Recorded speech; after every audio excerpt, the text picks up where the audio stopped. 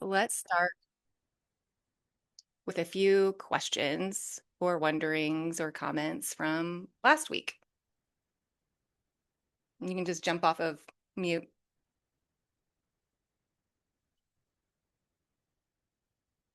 If there's none, that's okay too, but we're in a room full of a bunch of therapists. We can out silence each other. So. Um, Not necessarily a question, but I just wanted to share Hmm. how already valuable this has been. Oh, yeah, Yeah, great. just in the past week, because I feel like I've gotten to really I've dove into each modality in theory again. Hmm. Um, and it really helped me kind of remember things that I used to be more grounded in Yeah. and sort of started practicing differently. Um, And sort of funny enough, I kind of came full circle back to oh, I'm person centered makes sense, where I'm like, I went down into all the different, and I even went, I was like, oh, existential. I kind of forgot about that. Um, but seeing where and how things are woven into different perspectives and modalities and which one I'm truly rooted in, Hmm. and then how that plays out with yeah, I do a lot of emotions focused therapy. Hmm. Is that so? I've just been kind of wrestling with is that where my base is, or is it more and then this springs off of it. Hmm. But just even in asking those questions or reflecting has been it's Hmm. just been really cool. It's been really grounding and really integrative of kind of where I've been over the last few years. Yeah. 2 Isn't it years. funny how you get far enough down the road and you're like, when was the last time I actually read a modality book? Yeah. It's been a while, right? And part of why we start with the modalities, the way I think about modalities actually is as frameworks. These are Mhm. frameworks, right? And all of these frameworks actually tell a story of the client's journey through recovery, right? Of whatever that may be, right? Recovering from complicated grief or addiction or trauma, whatever it may be. Each modality has a story about what that healing journey looks like, and you can use it as an anchor point for where are we at with where's the client at? How do I know the client is ready to go deeper? Well, because in each of those frameworks, it talks about how we start, what is the core issue, right? So like let's take CBT, which everybody freaking gets that thrown at them, right? Especially in grad school. The main theory of the case is that it's these stuck points, right? And these thought processes that are maladaptive, that are keeping the client stuck in their issue. And so if we resolve that, then the client's issue goes away. Now, that works for some, it doesn't work for others. And that's why there's really no one modality that's better than another. It's just how your brain works. But thank you for sharing that. Anybody else have anything similar to that too? Yeah, I would say well, one, I've been applying a lot of what I learned in the documentation training, Hmm. which again, I highly, highly recommend to everyone. And like what I was learning while I was doing that was how much more intentional I was being with my modality, right? And Hmm. the importance of also being intentional and how we bring that into the treatment planning. Hmm. So, but I feel like kind of similar to Catherine, it's like, oh, there's like all of these things that I like to pull from. And I guess this could be a question is like, are we, for the purpose of this training, are we supposed to just choose one? Can we have like two or three or like what does that look like? Yeah, it's really kind of up to you because ultimately, like, that is how we all operate. Like, I don't know anybody who's just an EMDR therapist and that's it, right? Or just a CBT therapist, right? We pull because clients aren't like that. Clients are like needing different things on different issues and things like that too. And so ultimately, we all draw in multiple modalities. What I have discovered is that, especially as we move forward in our careers and we're working with more complicated clients, when we're trying to learn a new skill, um, it's really tough to it complicates things when we're using multiple modalities on like a single case. So for the practicing purposes for yourself, I would recommend don't just pick one modality, or pick multiple modalities for like a single scenario until you're like, oh, I really got the gist of what we're doing here. And then, it's totally up to you. Y'all can use it in whatever way you want. But what you're noticing, right, is like, oh, even I have clarity. And so a lot of times, person-centered clinicians or clinicians who call themselves eclectic, this is exactly what they're struggling with is like, I know I'm doing evidence-based stuff. I know I'm not just winging it in there, or maybe I'm worried I'm just winging it in there. But what you have now, right, just in what the two of you are saying is you're going through and revisiting those modalities, and you're like, oh, no, I am actually doing things. And your confidence will increase. Your anxiety about it will go down, and that will impact the therapeutic alliance and the work you're doing with clients. Does that make sense? Yeah. Yeah. Thank you for sharing that. Anybody else? I just want to echo kind of what everyone has said, but it has been so helpful even from our first meeting when you broke down like the core assumptions of, Mhm. especially of IFS, because that's kind of the main framework that I come from. Mhm. And I think especially, and I think I kind of said this last week too, but like especially, um, okay, I don't even know. But like it was really anchoring Mhm. exactly what you Good. said in session to Mhm. be kind of curious about a part and getting some um like the part not really being ready for that curiosity. And instead of internalizing that into like, okay, I asked the question wrong, or like this Right. this framework isn't working for them, Yeah. I could come back to this anchor of like, yeah, and that part is not ready yet. Like we might still be in safety and stability. And I think sometimes that gets really hard when you have clients who are really eager to change. Like they're kind of like intellectual part is really eager to change and really, wants that change.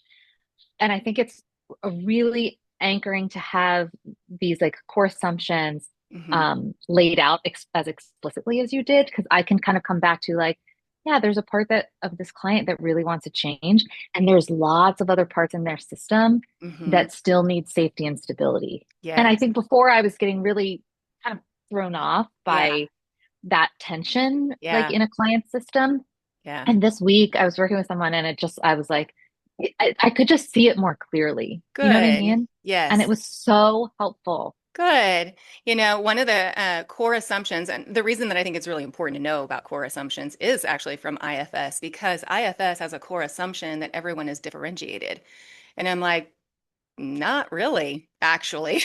Like, maybe I technically know parts of a system are differentiated, but does the client know that? Do they know what differentiation is? Have they been allowed to differentiate? A lot of people with complex PTSD have not, right? They've had these enmeshed or over-controlling parenting structures that are like, you are not allowed to go inside. You're not allowed to discover yourself. So it's like, okay, I might know that differentiation is a thing as a clinician, but does the client know that? Do they feel safe doing that? Has that ever been allowed? Do they know that that exists and that's normal, right? I mean, no. And so those core assumptions are really important to know, because if the client doesn't know they're differentiated, well, we got some work to do then before we can even use that modality, right? Yeah, thank y'all. I'm going to go ahead, if there's no more, and pivot over into sharing my screen. Let me open up this. There we go. And y'all are really going to enjoy this day then, because it's all about how do we know, like, let's say we've got a brand new client walking in. What is phase one? What does that look like? Because just like Abby was saying, what you'll find is that whether it's parts work or whatever the issue is, there's like some areas in which they're like, oh yeah, I'm in phase three, right? And some areas where they're like, no, I don't think so. So, how do you know which phase somebody is in? How do you assess for it? How do you know the readiness and things like that? Or phase one. So let's get into that. What we have here is, what is the overarching goal or aim of phase one? So we look at this in three kind of arcs, and really it's that, you know, Judith Herman is a trauma specialist, right? So whether our client is coming in for trauma or something else, right, where what we want to do is restore the power and control to the survivor or to the client, because whether it's trauma or whether it's something else, none of us have much control in our world right now, in our lives, especially, kids, minors are really struggling. Um, and so we want to make sure that the client knows they have agency, control, and power in this space by giving them choices or what have you. We want to restore connection without creating dependency or surrendering autonomy. Now, a lot of clients are going to come in and they're wrestling with this. So they've got ways of being in the world that are about creating independency and dependency simultaneously, right? Creating autonomy and surrendering autonomy simultaneously. In part because there are some areas in their life where they have a lot of control and some areas in their life where they do not. So, they're kind of trying to find the balance in dependency and autonomy, which humans struggle with our whole existence. We want to establish enough actual and subjective, so that felt sense of safety, that later trauma work will not reproduce helplessness. So, we want them to have enough embodied sense of safety so that when we go into trauma work, they're not popping right out of their window of tolerance, that they can tolerate the exposure, right, to the felt sense of lack of safety or danger. So the major achievement is not just that the client's calmer, right, because that can also just be a coping strategy of like, I appear calm, I'm very zen, right? But it's that they're able to hold calmness and that they're able to regulate, protect, care for, rely on themselves, depend on themselves, so those ADLs, things like that, while also trusting other people. Okay. So what are these North Stars kind of? Gabby will remember this. I hate the term, I hate SMART goals. I'm always looking at North Stars, in part because SMART goals are outcome oriented. And when we as a clinician are focused on an outcome, what typically happens is we start losing sight of where the client's actually at. And we lose the client because we're like, no, but we're going it this way. But then some stuff might come in or new information that says that the client thinks they want to go there, but where they actually need to go is over here, right? Or something like that. And it keeps us oriented to where's the client really going. So a North Star is about the starting place. This is the direction we're heading. A SMART goal is about where are we landing. And so as clinicians, a healthier, flexible, yet contained approach is kind of this North Star, the direction we're heading in. So in phase one, what is that direction we're heading in? We're decreasing self-harming behaviors. We're decreasing, if the client's driving while intoxicated, if there's suicidality or dangerous behaviors, right? Like promiscuous sex with strangers. I've seen that too, or unprotected promiscuous stress with strangers. That can be, something we'll want to be focusing on as well to get lower in this phase for safety reasons, if nothing else, not for judgment on having multiple partners. Or let's say they're doing, drug use or something like that with unclean needles, right? That we might take a harm reduction approach for something like that. Are they able to develop new coping skills and capacities within themselves, right? Are we expanding that window of tolerance so that we can handle more of some confrontation or challenge or exposure? Increasing that affect tolerance. We're reducing those maladaptive coping strategies and replacing them with alternatives, and making sure that those ADLs are good. We're showering regularly, whatever that looks like for the client. Eating, so if we're working with someone who is anorexic, for example, and they're not eating sufficiently, we're still in a stabilization phase, right? Even if they're look good, right? Look calm. If they're not eating enough, their mental capacity neurologically cannot do the deeper work until they're fed, they're nourished.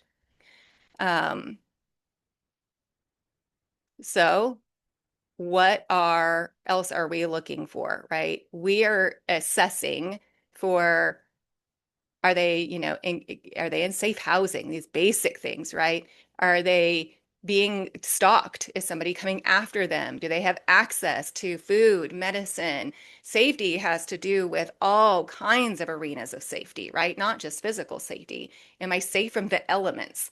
Am I, safe to and reliable? I kind of think of reliability or consistency too as an element of safety, right? Is my food source safe? Is my sense of income safe? Is my, protection from the medical system safe, right? As someone who has, am I safe in my body? Someone who has multiple medical conditions, sometimes my body doesn't feel very safe. It's unpredictable. I don't know what it's going to do, right? And so, how is a client feeling with that kind of a situation? We have a lot in our practice with chronic illness. Are they feeling safe in their body, right? Are they around people who are physically and emotionally and psychologically safe? Are they can they sleep in a safe place? Is their bed covered in, bed bugs and vermin and things like that? Well, no, they're not going to feel safe. So when we think about safety, I want you to expand what that encompasses. So we're kind of looking at all of this stuff in phase one. How are we doing that? Us, therapists, by holding a healthy, sturdy therapeutic frame. We talked about this a little bit last week with that frame, stance, and lens. Here is where we're going to really talk about that frame. The frame is the predictable, explicit, clearly communicated structure of the therapeutic work. So a lot of years ago, there was a study done of kids, and they took kids, I want to say they were like ages 5 to 18 or something like that, and they put them out in a big field with no fences around it and said, okay, go explore, right? And the kids all stayed huddled together. And then when they put them in a field, big field, but had a visible fence around it, said, okay, go explore, the kids all went to the edges of that fence, right? Because they felt contained and safe. And humans are the same way in therapy.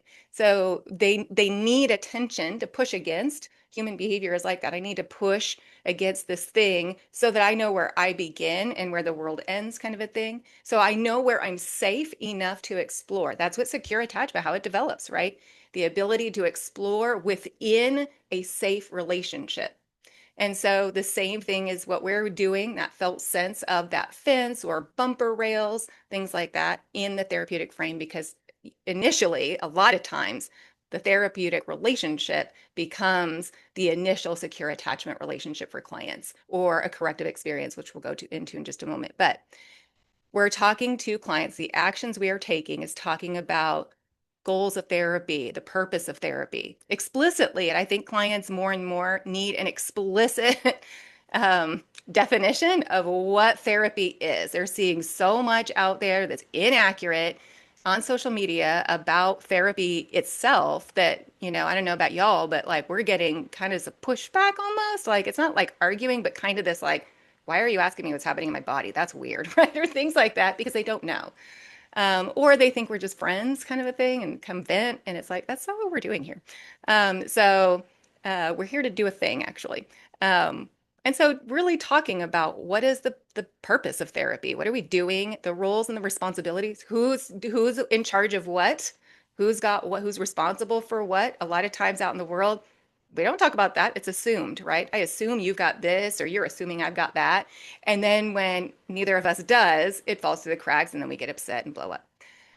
We're talking to clients about how often are we meeting, the duration, the location, the format, fees, insurance, like all the, bread and butter kinds of stuff, the basics of how this works, the confidentiality and its limits, and I start out my initial sessions with that first because before they have the opportunity to say anything, without, before we've gotten into all the things and the limits to that confidentiality, I want them to know so that they're internally giving informed consent over what they speak to me about specifically.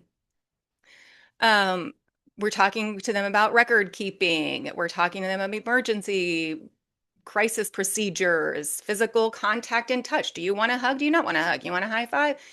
All of those things. And this is how we're reestablishing that control and agency to the client, right? We're saying this is how it works with us. It's okay if that doesn't work for you. This is how it's going to work for here, though, in this space. And you can go somewhere else if you would like, but this is what we're doing in this moment. How do we talk to each other between session? Are we texting? Are we not at all? Are we on the phone? Are we emailing? Are we using a portal? Like, what does that look like? Gifts, social media, dual relationships.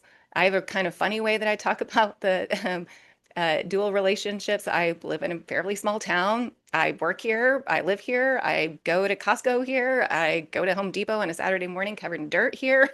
Clients might see me and I talk about that. And I'm like, yeah, you might, I live here. I'm a normal human being and you might see me covered in sweat and dirt on a Saturday morning at Home Depot or something like that, and kind of I play it up for them so they know. And then I'm like, and I'm not going to say anything to you, and how we talk about that. Um, how do we handle absences or coverage if there is any? Are we working with minors? What do we talk to family members about and not about? What do we disclose? How do we handle rupture? How do we handle any disagreements or complaints? Things like that. Okay. So after this slide, I'm going to pause and check in and see if I just went through like a whole lot of information super quick. So check it out what everybody's doing. So remember that initially the clients are coming to us and they're receiving what is likely a corrective experience, which is like, hey, power exists. And what does it look like when it's done in a healthy way? Dependence exists. We are all dependent on each other. That's just basic systems theory, right? We're all dependent on each other and we're all independent from each other too. So, what does dependence mean for that person? It doesn't have to be domination, it doesn't have to be control, but a lot of us haven't had that experience before. A client says no and the relationship survives, right? Like sometimes that's a big risk, especially if you're a woman in this, country. The client expresses anger and the therapist doesn't retaliate, right? I've had clients get upset with me because I was telling them I'm not going to agree with that. And there was one moment, with a client I'd been with for a while who she really, really wanted me to agree with her on something that I was not going to agree with her on. And she started to get dysregulated by that. And I said, hey, I'm on your side here. I'm not mad. And it was such she said, well, it doesn't feel like you're on my side, right? And so it was such a corrective experience for her to be like, yeah, I don't agree with you and I'm not mad and I'm not yelling at you and I'm not going to compromise my beliefs or my values because you want me to. I didn't put it in that way, right? But that's what I'm conveying. And I'm still okay and you're still okay and we're still in relationship. Not yelling at you or shaming you or pushing you out the door or ending my relationship with you. Just saying, I don't agree with that. And it was really, really good for her to hear that. She still didn't like my answer, but that's okay. Um, that's part of the job, right? Um, we're going to offer our expertise, but the client is the author of their own life. So we're, saying, yeah, this is what I do. This is what I bring to the table. This is what you bring to the table. I've got some thoughts. A lot of clients want to come in and have us tell them what to do.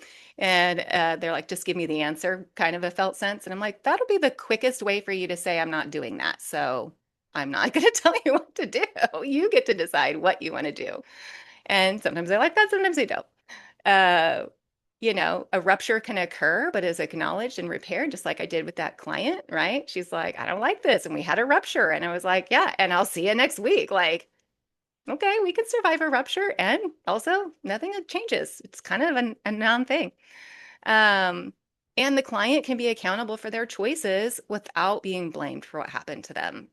I've got so many clients, especially coming out of addiction, who are just holding so much shame and they've been blamed and they're holding blame and all of those things. And, the first time that I saw this modeled really well was actually in IFS, in which, somebody was like, and I did this, I did that. And they're like, yeah, and that was it. Right? Like there's not like, yeah, you idiot, what were you thinking? There was just like, man, yeah. And they didn't own it either, right? The other person didn't, they let the person have their feelings without fixing. So I was just thinking about, I have a client who at the end of our session, I was saying, okay, so next time, here are a couple things that I would like to kind of touch on. And she said, oh, I don't have to come with something to talk about every time. And I said, no, No, but it really struck me because if from the very beginning, if I had laid out that structure like what you were talking about, then she wouldn't have felt, I didn't know she was feeling that way. And Hmm. so, and she's going through a lot of changes in her life right now. And so I'll have things for us to do. And then when we meet, she's like, okay, this is what's going on. And so we kind of handled that present moment of distress that she's in. And so now I'm like, well, were those things that she was really wanting to go into, or did she feel like she had to have something when we meet? Hmm. And that's a little like, like, I remember being surprised by that too, the first time that yeah. happened to me. Has anyone else had that experience? Yeah. Yeah. You're not alone. I'm changing my structure of how I'm doing my initial session. I'm going to imagine that a lot of us are changing our structure on a few different things. And then those first sessions, it's almost like, okay, can I have just, I want to start my whole caseload from scratch, like from the beginning, instead of going back and undoing it. Of course, I don't know about y'all, but building a new caseload is exhausting. So I don't know that I really would want to do that either. But yeah, thank you. Anybody else? Oh, go ahead, Catherine. I would just say real quick, I just relate. I feel like I have a lot of clients now where I'm like, I kind of wish I could go back and almost reestablish a foundation or just sort of like, I'm like, is it weird to kind of go back and be, because some of them I can tell are coming in and feel this pressure of like, okay, what did I do? I need to be able to talk about something. And like, I know I can address that and we can kind of Right. circle back to that in a way. Yeah, just we don't have to like restart or anything. But just Lisa, like you're like, I'm just kind of noticing different things and reflecting, and also thinking of like, how could I have set this up a little differently just from the get go, Mm-hmm. and maybe tried to tune in or address some of the maybe assumptions, or like you said, people are now coming in, I think, with I don't know if less understanding of therapy, but yeah, just a mix of there's just a lot of messages around it. A lot of Yeah, yeah, totally. And this is some of what you're going to get in your email this afternoon actually has some templates. Like one of them is an email template that is like a new client who is you know, kind of in line with that, like they don't really know what therapy is. And so the email template talks about how do we do all, how do we show up here? What are the expectations? You can, make it your own in whatever way you want, but like our expectation for showing up sober, expectation for if you're virtual, be clothed, right? Like I've had someone attend, like show up without their shirt on from bed, and I'm like, yeah, okay, I'm gonna need you to put some gloves on. And like, how do you show up professionally? Or, so it kind of sets the stage and the expectations. And that this is a thing we're doing. You're not just like rolling in, right, fresh out of bed or whatever, like a college student. You might be a college student, but I have expectations for how you show up here, right? Even if it's virtual and it's from home. Um, there's also like, here's what therapy looks like. And it says in there, like, a lot of people are seeing stuff on social media and learning, and that's great. And also, here's what we're doing here in this space. I think you'll really enjoy some of that. And I also want to say, I think that um, you can kind of reset with clients depending on the client, but I've had some where I've been like, I went through a new training and I'm running kind of with everybody. I'm going through some new stuff. And so let me tell you how it looked, and I just want to make sure, maybe I've never said these things explicitly, but and just kind of spend a session. Some clients will be like, okay, that's cool, and move on, right? Some clients will be like, oh, I didn't know that. And they want a whole session about it. And that's fine too, right? Um, Everybody's a little different, but yeah, no, I love that. Yeah, anybody else? Something I remember one time that or I feel like my therapist does this every year. She'll kind of send out like an updated or kind of email about like, hey, just a reminder, like these are my practice Yeah. policies, like this is where my fees are right now, my cancellation policies, social media uh, Mm, boundaries and whatnot. And I think it's like sometimes yeah, we might not be able to bring those things up in a session, but to just be able to send an email to all of our clients, I think is a good idea. And then also maybe in my mind, I'm like, if I do that, I could just close it out with, if there's anything, any questions you have, like bring it up in sessions and we can review it. Yeah, I love that. I love doing things at like the new year or the very end of the year. The year end is just kind of a natural change time, pivot time, and I've just always done it that way. So even when like if I were going to increase my fees, it's always at the beginning of the year, right? It just makes sense to people. And it's easier for me to remember too. So, but yeah, I mean, that would be like I think the perfect time. We will be sending an email to folks for like insurance purposes in, probably early December, mid-December-ish, to just be like, hey, if you're gonna have new insurance or whatever, like make sure you call us and let your clinician know, like all of those kinds of things. And that would be like the perfect time to send out that kind of as a reminder, here's our practice and policies. I know that by the time we have communicated enough, by the time we think we're being annoying about communicating, right? If you think you're being annoying, then you have just communicated enough that somebody will actually clock it and see it, clock it, understand it, and remember it. So I love that. Okay, I'm going to go ahead and move on to next part. Okay, share screen. All right.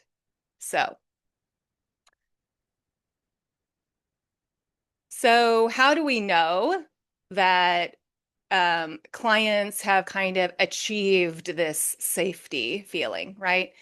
And they're going to kind of represent some of these kinds of statements, right? Which is like they are like, I know what's happening. I can settle into that. I'll be told, and I can trust that I'll be told what's happening. I'm not going to get surprised. One of the most triggering things for people with complex PTSD is being surprised. And so, like, we're minimizing how many surprises happen here in this setting. We'll challenge, right? But like the therapeutic alliance or framework is not the place where we're challenging. We're like, this is what it looks like, and you can count on that. That they have more of an embodied sense of choice, and I also can tell that there's an increase of flexibility in their thinking. Of like they might be able to entertain a possible other idea, right? Like it doesn't have to be good, it doesn't have to be strong or whatever, but like can they do it at all? Even 1% is we're getting there. That's a good sign to me. They can pause, they can reflect, they can change their mind. They know they're not going to be punished for having needs. If something goes wrong, they can repair, they can name it. They know that they can become embodied or activated, and they're not going to get, ostracized for that. So this is just kind of some of that. What does it feel like to the client when there is an increase in that felt safety within the therapeutic alliance? It's kind of that ability to hold the both and. I can be challenged, I can disagree, I can maintain my sovereignty, right, over myself, and also be okay. All right. So how are we doing this? What are the things that we as therapists are doing this? We're doing assessments. We are assessing. Where's the client actually at? And there's another screen here we're going to go through that goes more into what those assessments are. But generally, we are doing lots of assessing early on. We're giving them explanations about what's going on, what's happening, why are we doing this thing. I often um, uh, weave psychoeducation in with my assessments where I'm like, hey, we're going to do this screener is called a G87 and it's testing for anxiety. And, it looks at these different domains. It's not diagnostic. I mean, I might talk about it that way or the ACEs, I might talk about that or DES, talk about that. Why does that matter? Well, in the ACEs, it's because we know that people who have, early childhood trauma are more likely to have these medical and health issues later on in life. And so, I just kind of start weaving that information in with clients early on. So that they can see I have a method to the madness. I have a reason why I'm asking all these questions because clients, to the point we've all been making, they're kind of confused about what therapy is. And so I've had plenty of times where I'm asking a question and that's really normal for therapy. And they're like, why are you asking me that? That's a personal question. It's like, yeah, what do you think we do here? Um, so we're naming it to tame it, really kind of thinking about it that way. Um, we're giving them like the reasons for, I think one of the biggest surprises to me as a new clinician was how little people understand about neurobiology or their own body and nervous system. And so a lot in the early phase, I'm naming it to tame it. I'm like, yep, that's just how your brain works. Here's why it's doing that, and explaining. And that alone has brought down so much anxiety in clients because they're like, they have a lot of judgment or shame around things that are actually physically normal, like people that are working in deconstruction from high religious control environments, for example, have a lot of shame around sexuality.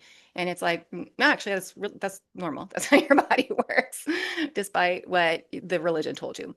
Um, we are, separating that injury from defect. There's no moral judgment here. You're not wrong because your body works this way. That's just biology.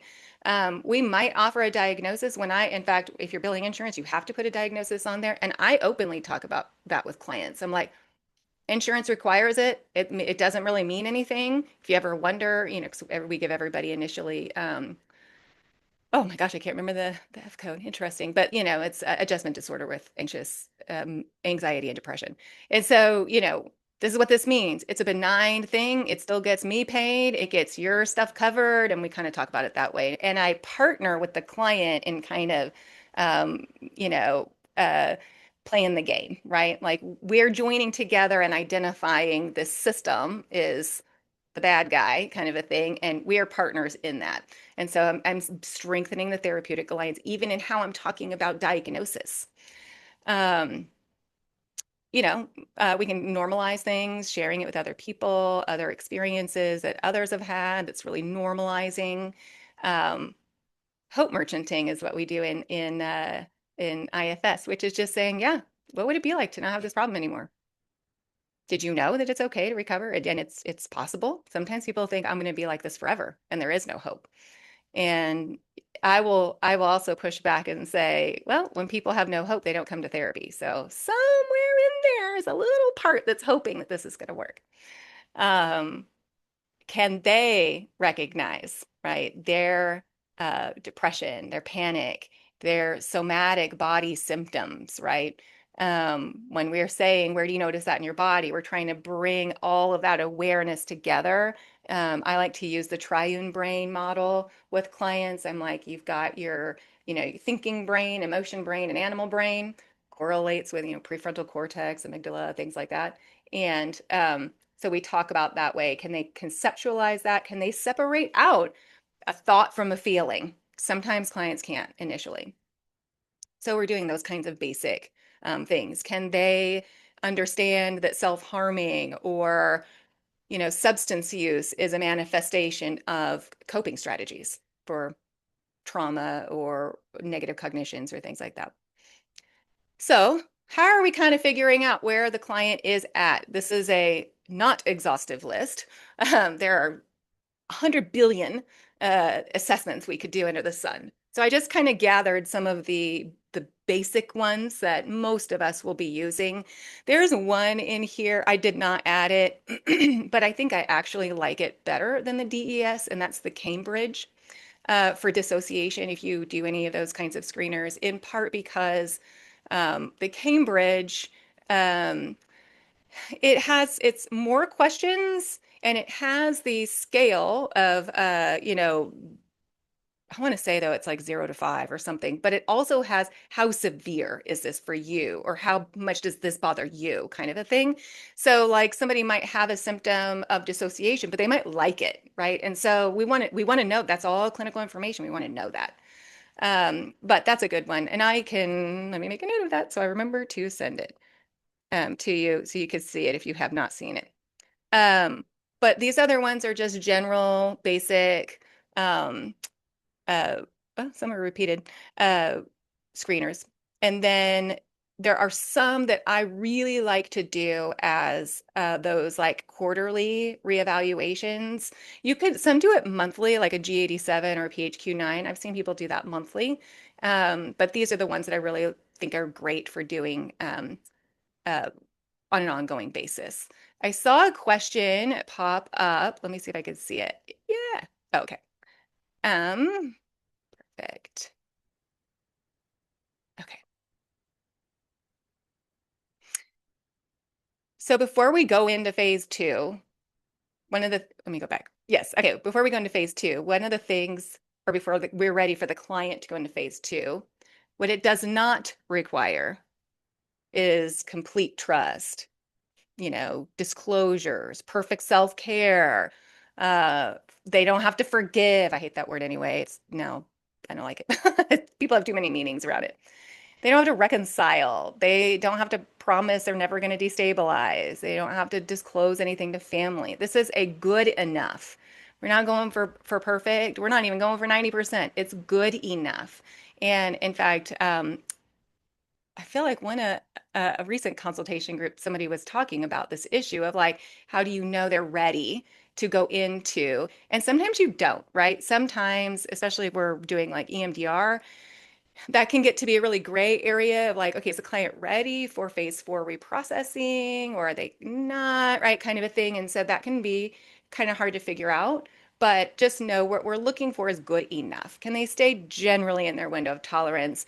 And will they let you co-regulate them to bring them back into regulation if they need to? Is there enough trust there for that? That's all we need is just good enough. And so how do we know it's good enough? And here are some of those achievements, right? They can approach and retreat from trauma intentionally. Um, they can, not get flooded and consumed by all of the material. They can come back to the present. They can end a session on time. They can arrive to session on time. When we start giving those hints of like, we got 5 minutes left, or how you start kind of like packing stuff up and giving those physical like nonverbals to clients, are they clocking that, right? Or do they not notice it? Some of that might be neurodivergence, which is totally possible depending on who you work with. And then we might need to like, okay, we need to signal in a little bit different way that, we're going to end session soon. Do they have the ability to stay stable enough between sessions?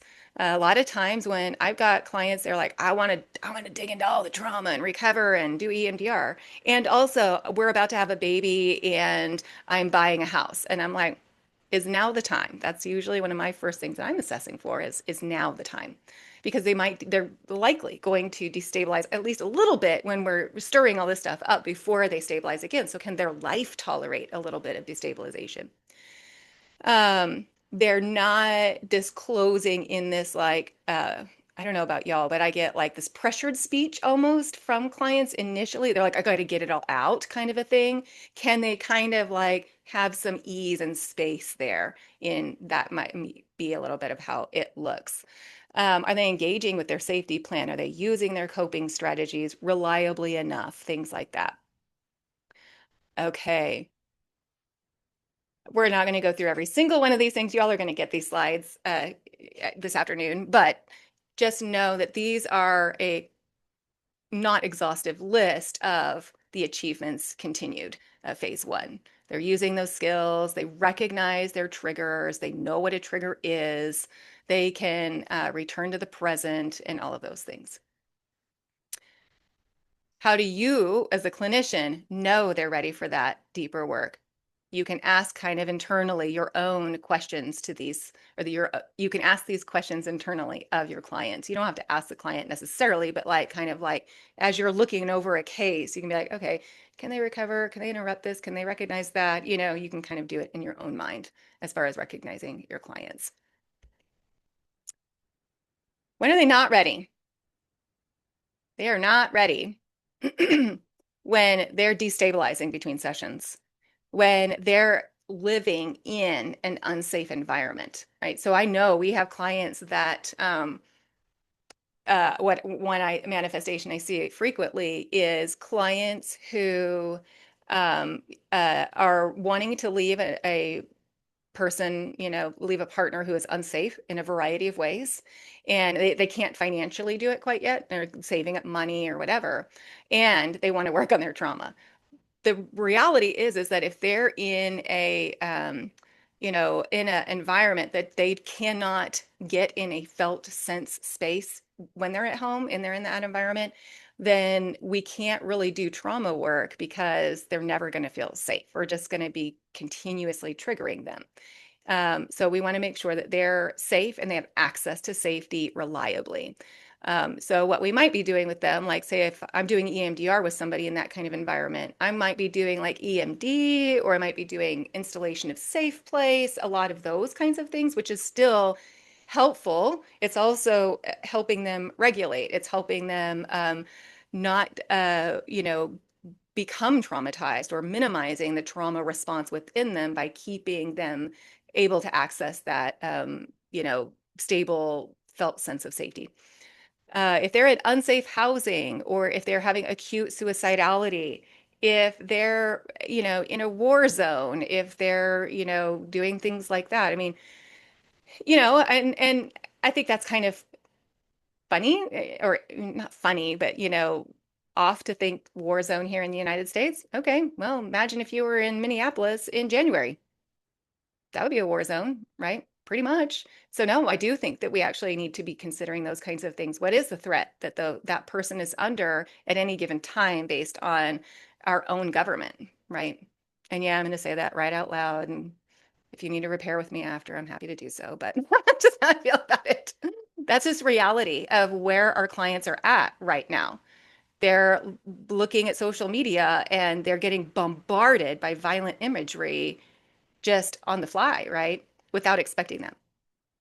So, are they engaging in substance use continuously, or are they super early in their sobriety? Like, I wouldn't want to do trauma where we're still stabilizing that sobriety.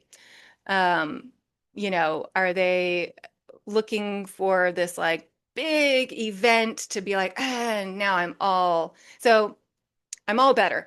So there are two people that we don't do EMDR with, right? Those are the people that don't consent to it, and the people that want it too much. And that's kind of what this is talking about. The people that are like, I want EMDR. This is the only thing I'm going to do, and I'm only going to work on this one issue so that I can be better. Then you're not in the right headspace. EMDR requires the kind of exploration within your own mind, or the ability to um, uh, tolerate or look at ideas, entertain an opposing thought without taking it on. So if people are like, this is the only thing that's going to work for me, they're not flexible enough in their thinking patterns to engage in that. Are they having massive sleep deprivation? Are they getting medical care? And so when it says unmanaged medical danger, I'll use myself as an example. I have rheumatoid arthritis. Last year, I was in the process of getting on on treatment for it, but I spent a huge portion of the year untreated with RA that was just rampantly flooding my body. When I think about medical danger, that's what that felt like. I did not have the mental capacity to engage in trauma work because I was having this cytokine storm in my body that was preventing my ability to like really think logistically, or have bandwidth or mental capacity even to engage in that work. Um, if somebody, has a health issue that is, like Crohn's disease or something like that, they have an ostomy bag, right? I've worked with a lot in medical care. And so, like, when you're under threat of your physical body, or you can't trust your body because it's sick or it's injured, that might be a time that we're just focusing on stabilizing. Severe eating disorder, if you've got a client who is actively purging or using diuretics or things like that, we need to stabilize more. In fact, a lot of times, so I used to work at ERC for a hot minute. I got out as soon as possible, but I was there for a little bit. It was kind of a eating disorder world is harsh world. And they were often encouraging us to do EMDR in that setting. And it's like, no, or clients are even asking for that. They're like, well, EMDR is the gold standard. And it's like, okay, that's not necessarily true. It's not better than any other modality necessarily. And the clients, if they're in PHP setting, or if they're in residential setting for eating disorder, they are not stable enough for EMDR. I would say the same is true for standard like mental health. If somebody is an inpatient, they're not stable enough for EMDR. PHP, maybe, but that would be on a case by case basis.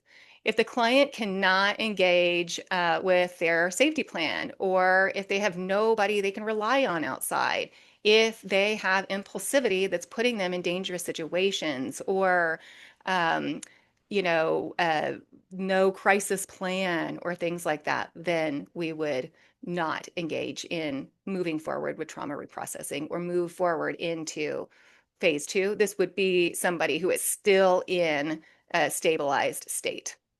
Okay, that's all for the slides. It was really info heavy.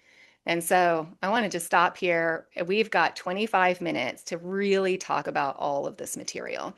So if it's helpful to talk through a case, we can totally do that too. But I want to see if there's any questions first about the material we just covered. Anything new or surprising?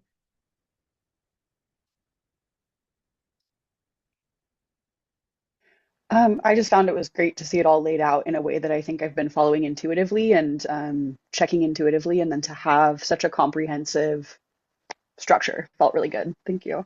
Good, you're welcome. I think that's true for a lot of us. I think we're doing what we need to be doing.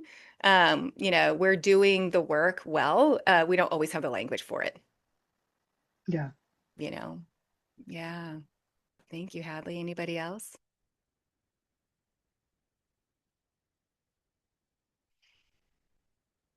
Have you all ever heard this stuff before?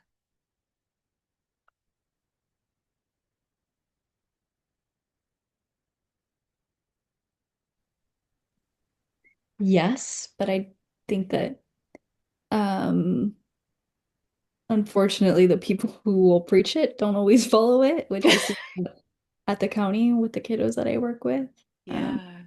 and so that can be really difficult, especially when you want to advocate and meet them. And ultimately, I know that it's a treatment program, and the only way that the kids get to go home is if they go through all of the phases.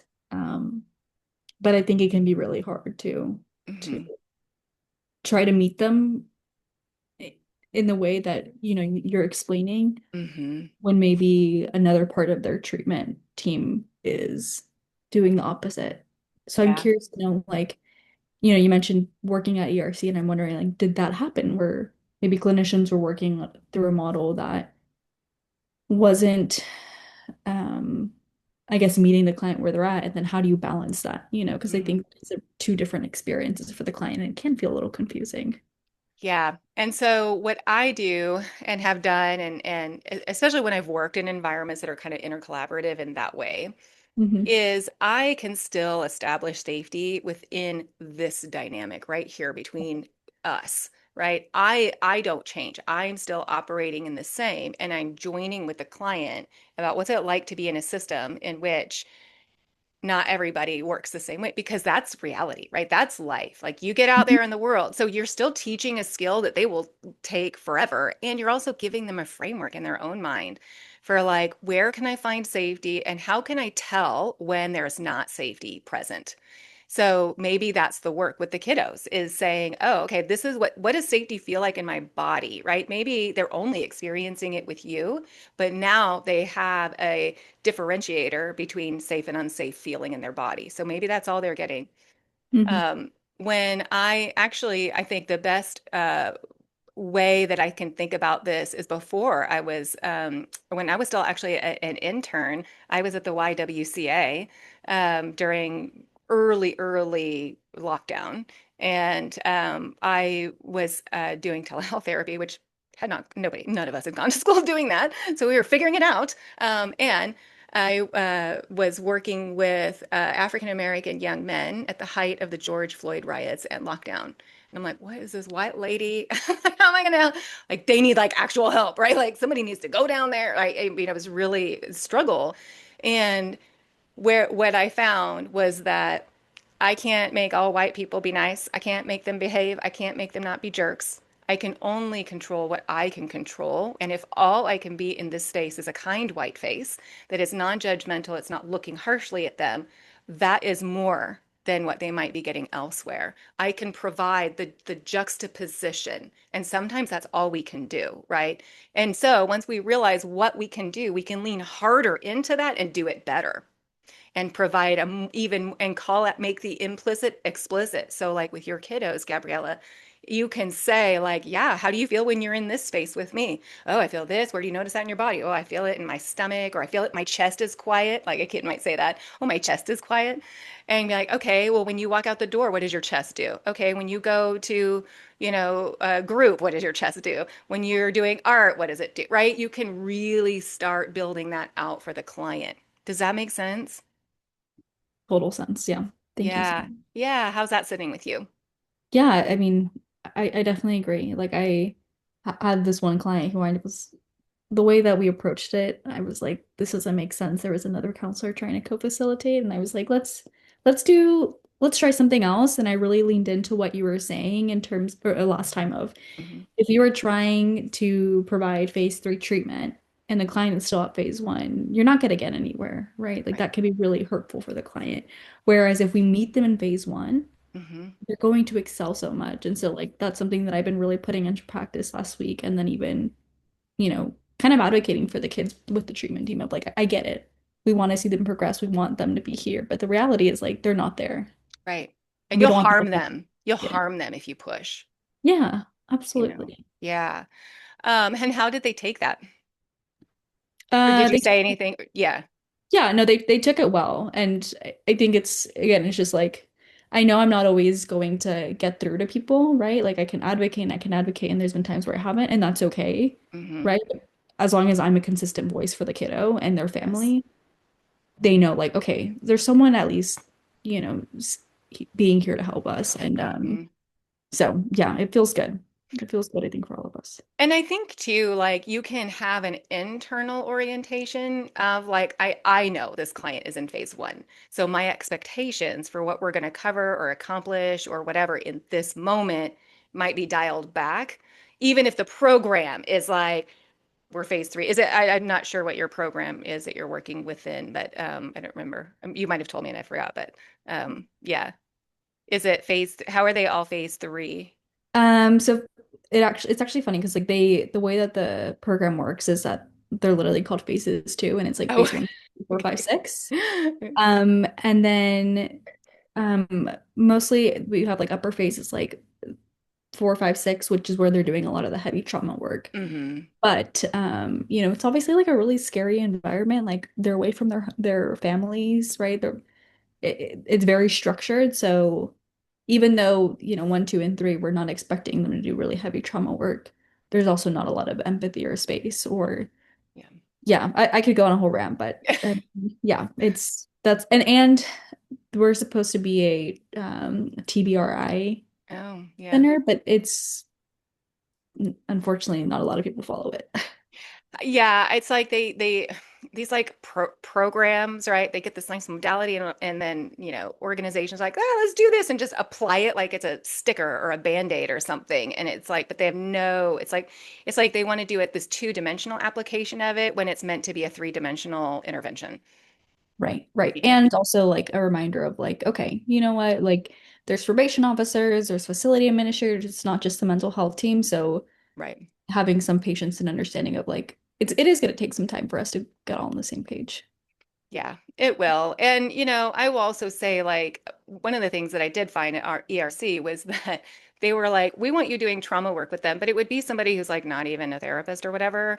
It's some administrator bean counter person, and I'd be like, yep, that's what I'm doing, and I'm doing like EMD phase two work, right? Because that's where the client's actually at. And so sometimes we're also a bridge between like what we're being told to do with the client, where the client's actually at, and that person that's saying you need to do X, Y, and Z is, I mean, now if this is your clinical supervisor, that's a little bit different conversation, but in that environment, but like, generally speaking, they're telling you to do something and you can be like, yep, that's what we're doing. And we're the bridge between what they're saying to do and then actually what's in front of the client. So that's kind of another theoretical orientation. Yeah. Um, no, well, it's so interesting because one thing I wanted to say is as you were kind of everything that you were talking about, I started thinking again, right? Like, okay, this is a good reminder that I even need to work on slowing down a little bit because I feel like I take insurance and so I'm constantly in my head, like I've got to get somewhere, right? Like And, I've been in practice since 2011 and so much has changed with insurance. It's like Yeah. they're really wanting you to like get somewhere and you've got to prove it. And I mean, I don't know. So much has changed. It's crazy. But it always goes back to slowing down, right? Like we need to slow down as clinicians, and that's okay. And helping the client to slow down because most of my clients are coming in, right? Like my newer ones, with all the social media stuff. But you know, Yes. I need to get here. I need to do it now. So yeah, it's such a great reminder that we all need to be slowing down. Like, because I mean, Yes. instant gratification again, right? Like everything can be fixed right now and I want it now and I need it now. And so there's that piece of it. But then as you were talking about, I guess the other systems that y'all work in, I don't, what's ER? Oh, Eating Recovery Center. It's Oh, an eating gotcha. disorder clinic. Yeah, Okay. we have one in Okay. Austin. That was where I worked. Yeah. Oh, okay. Okay. But yeah, I mean, again, I worked in the hospital systems for like 10 years and that's even, I mean, it would be Hmm. different now if I went back, but still just what you were saying right now, again, everybody else, all these people that aren't trained, right? It's like, this is where you need to be right now. And it's like, that is not, yeah, that's not reality. So I don't know. I just wanted to comment on Yeah. that. So, I Wait, can I? Yeah, go ahead. I'm sorry, Kitty, but that's the exact reaction, Jennifer, that I think I've been having in this treatment planning phase one safety and stability conversation yeah. is like really recognizing um that most of the work is actually like in this phase and that it can be really long. Hmm. And I was thinking about a particular couple that I've been working with for a long time, like, Yeah. years. And I think there's this kind of pressure to like for couples work, like get in, get out, and like, you know, um, and we're doing a lot of work, but because we're still in this phase one Hmm. and I have all this, and I have my own like, therapist parts and like recovered perfectionistic parts, that are like, we should be doing, I don't know, something magical. But like the re-anchoring, I think, back to like this is a really important phase of the treatment. Yeah. This has to be established Yeah. first. Like we can't go to phase three and then we can't jump around the phases Right. is really such an important reminder. Like, um, for me as the therapist in the room because I can get caught up in my like agendaed, space and start feeling like I need to be pushing them in some direction. And if we go back to like the frame conversation, that's exactly Hmm. not my role, actually. Right. Um, so I'm really having kind of the same reaction as you, Jennifer, of like the tension of like the pressure and all the social media kind of influence that comes into the room and the chat GPT, that comes Hmm. influence that comes into the room. And I'm not against any of those things, but like there is an added pressure to like get to trauma treatment, get to someplace. But actually, like this phase can take quite a long time, Yeah. and being patient with ourselves and with our clients and like with the process is such an important reminder. Yeah. It's called inducement. We're induced to the client's urgency or the insurance's Mhm. urgency. So the phrase that I love the most whenever somebody is trying to be like, well, you need to whatever, is show me where it says that. Show me where it says that. Right? Because an insurance company saying you need to get somewhere, where does it say that in my contract? Because it doesn't say that anywhere, actually. And you can show that you're growing or achieving something by doing regular assessments, right? You can be like, yeah, 3 months ago, their PCL5 was 27 and they were actively suicidal. Now their PCL7 is 20 and they're no longer actively suicidal. There you go. You got somewhere. It took 3 months, only went down 7 points. Doesn't matter. Like that's all, right? That is needed. So insurance will often say, we want this, we want that. Your boss will often say, I want this, I want that. Show me where it says that is required of me. Right. So that's my favorite in part because you can say it in a really nice way. You can be like, great, I want to follow all of the rules. Show me where it says that so that I can be super compliant. And then that makes them also go read it and find that those rules probably are not there, actually. And that we've always been doing it this way because we've always done it that way. It's actually not necessary. So that's most likely what you're going to find. On the client urgency, yes, they're coming in watching TikTok. And that is why I think actually an explicit conversation reorienting people to actually this is how therapy works, and it can be long and arduous and slow, and I can push back and I may say this and I may say that I think we really actually have to go back to an explicit conversation about what therapy is and what this looks like. And what you may find, Abby, in particular, as we were talking about that, is that as as clients become more aware of that, or as you become more aware of where your clients are actually at, and you kind of fill in those gaps maybe of phase one, like with that couple, they will actually start getting better faster. They will actually start achieving their goals and whatever they are, right? Instead of kind of looping and being stuck, right? So let's say I was trying to do trauma work with someone who is in an unsafe environment. And I was like, why aren't they getting better with the trauma work? Like, they look pretty good, they look stable, they look calm, right? They can engage in phase four and all of that stuff for EMDR work. But why aren't we getting overall better? Why is their PHQ-9 not going down, right? Oh, well, it's because they go home and they're in this active threat environment, right? And so they're not going to get overall better. But when we kind of detour and address that first, then go back to the trauma work, it just goes and it flows, right? It's kind of like that felt sense of the flow of therapy, when it's not exhausting, when it's just kind of like we're in it. That happens when we, hold that tension. And I think that it's less exhausting for us moving forward and easier for the client to achieve their goals when we set the frame explicitly from the get-go. There's gonna be people that hate that, and they're gonna be like, that's not gonna work for me. You want to know that as soon as possible so that nobody's wasting their time, right? Because nothing is gonna build resentment more than clients piecing out after 3 weeks when, you're like, "Okay, well, now I thought I had a client, now I don't. You've got all this churn in your caseload and moving around. It's exhausting.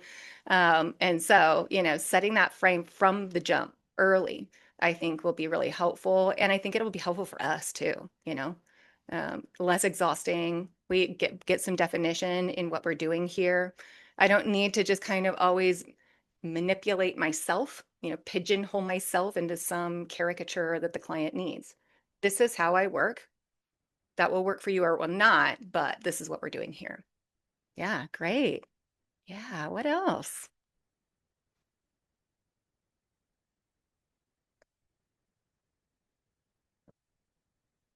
Do you all have clients that you are feeling like maybe are in phase one and you've been doing trauma work? Or do you think you have clients who you've been thinking need more stabilization and are maybe ready for actually deeper work?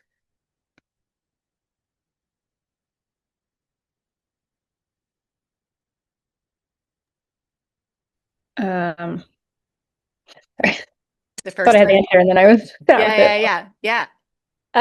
I am sitting like it's kind of almost helping me when I love the pieces of slowing down, but like almost confirming for me, like or reaffirming, oh, this really is where we're at, and like to not feel needing to try to rush it, or feel the pressure or the agenda and wherever that comes from. I think I've been sitting or thinking a lot about some of my teenage clients Mm-hmm. because I'm kind of like as we're talking about kids or adults, like just seeing like how we apply this kind of to different ages and developmentally and what they're moving through and how that'll show up. But especially a couple of my older teenage clients who like we've done quite a bit in phase one. And I would say a lot of honestly the work has still just been in phase one because their home environment or their family system is a lot of what's causing the stress and the lack of safety. Yeah. And so at some point, even if they might start to want to go into deep stuff, it's just really like it's just we're not whether that's not really there because of the family system or even just because developmentally like things are still balancing out and stabilizing. Mm-hmm. And sometimes I've been able to kind of name that, or sometimes we can go, at least I've noticed with more of, we can always go a little bit more depth or presence of at least what's happening currently in their life. Yeah. In a way that maybe they wouldn't have even been able to do previously. But going back into like, no, like we're just not. And I think I remember how like saying that to one of them in particular of like, I know sometimes you want to do this work, but I'm concerned like as you're still in this family system or like you're still in this house, like you're not going to have enough Mhm. of that safety and capacity. And she's someone who has a lot of dissociation Yeah. going on. Yeah. Um, so I don't know. I think it's more of like having all this laid out in the words. It's like a lot of that is helping me just kind of like reaffirm and confirm that. And so then I can also, so I can name that as needed and Mhm. state that and to meet people developmentally, but also just like you said, like what is their supportive environment and what can actually support this Yeah. work more holistically in their lives. Yeah. I think with teenagers too, there's a developmental piece around brain development and things like that. And one of the ways that I've looked at my work with teenagers is like, I'm here for this moment in their life. How can I use this moment to the best of their, for them moving forward? And so that might mean that I'm, building self-awareness, giving that bridge, especially Gen Alpha is, I'm really worried about Gen Alpha. They are like born into social media, right? They're given like a phone as an infant in like the car so they can watch it. Anyway, their language, like I worry about it from an alexithymia perspective, right? Because the bridge of language between what's happening inside and what that means is not getting built. And so I think it's really important when we're working with teenagers now that we're kind of assessing for that too. Like, do they know what a body sensation is? Do they know that it's normal? Because I've seen a lot of anxiety with people who, are like, or young people, teenagers in particular, that are like, I don't know why is my heart racing? Like, what does that mean? Am I dying? Am I, and it's like, are you nervous? Like, they don't even have that language. And so I think that when we think about stabilization at that age, we're really thinking about, do they even have the language to describe their inner landscape at all? Because sometimes they don't. And that will serve them very well for the rest of their lives. Am I building a skill that they can take with them? Am I doing my best so that I'm not, making therapy a bad taste in their mouth, so that later on, no problem, Abby. Later on, when, oh yeah, we're at time. So if anybody needs to jump off, we started a little bit late, so I'm going a little bit longer, but I totally get if you have to hop off. Um, but later on, they'll come back to therapy when they are ready to do the deeper work, So how can I really lean into the stabilization so that, and also keep them having a good enough experience in therapy that I'm not making them say, oh, I'm never doing that again. Because I've definitely also worked with adults who are like, oh, yeah, I hated my therapist when I was a teenager, So can we just not do, and then they wait too long to come into therapy and all of that. So let's not do that. All right, y'all. We're at end of time. Peace out. It was so good to see you. And I will see you next Friday. I'll send you an email this evening and see you next Friday, next Wednesday. All right. Have a good Yeah, one. thank you. Bye. You're welcome.